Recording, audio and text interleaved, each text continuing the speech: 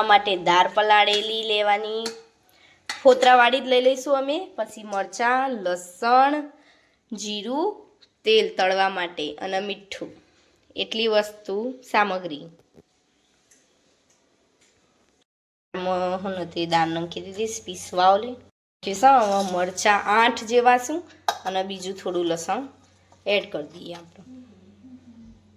પછી પીસી દઈએ અને સહેજ મીઠું નાખીશું અંદર, મીઠું એડ કરી દઈશું અંદર અને જીરું વધારે નહીં, થોડુંક તમને ભાવતું હોય તો થોડું વધારે બી એડ કરી શકો.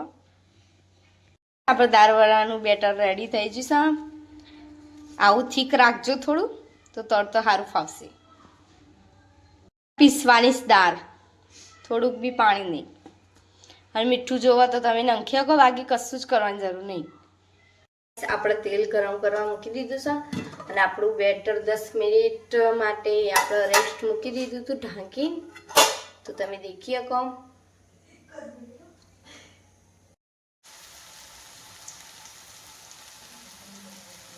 દેખો આટલું લઈ અને પછી છોડી દેવાનું અંદર. થોડી ધીમે રહીને કરજો ન બળાશે. પછી ગેસ ધીમો કરી દેવાનો.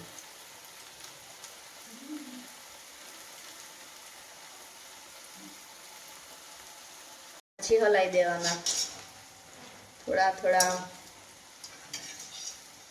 દેખો ક્રન્ચી થવા જો દાળવડા ક્રન્ચી, તો ફાસ્ટ ગેસ રાખવાનો, પછી ધીમો કરી દેવાનો એટલે ક્રન્ચી પ્રન્સ આવી જશે. અને આપણે દાળ રાખી આખી કાંકા આપણને એવી જ ભાવે છે. બહુ ક્રશ કરી દેશો ને ગાઈસ તો નહીં દાળવડા ભાવે, કારણ કે દાળનો ટેસ્ટ નહીં આવે. ઓલમોસ્ટ ડન છે આપણા.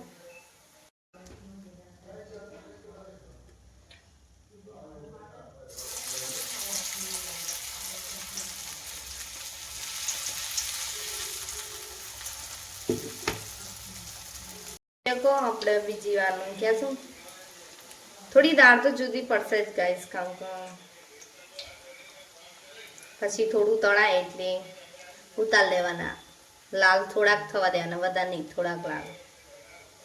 દાળવડા આપણા કેવા છો કમેન્ટ કરજો. લાલ થવા દેવાના,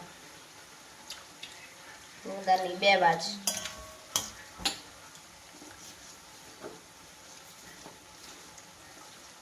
દાળવડા તેલમાંથી બહાર કાઢી દઈએ છીએ. આવા બનવા જુઓ મસ્ત. ગેસ ધીમો કરી દો.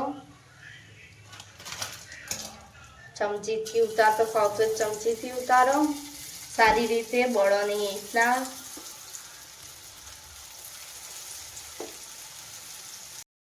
દાળ રેડી છે, તમે દેખી શકો. લાલ થવા દેજો થોડા, તો સારા લાગશે ક્રન્ચી. ઓલમોસ્ટ ખાવા માટે done. Like, share and subscribe.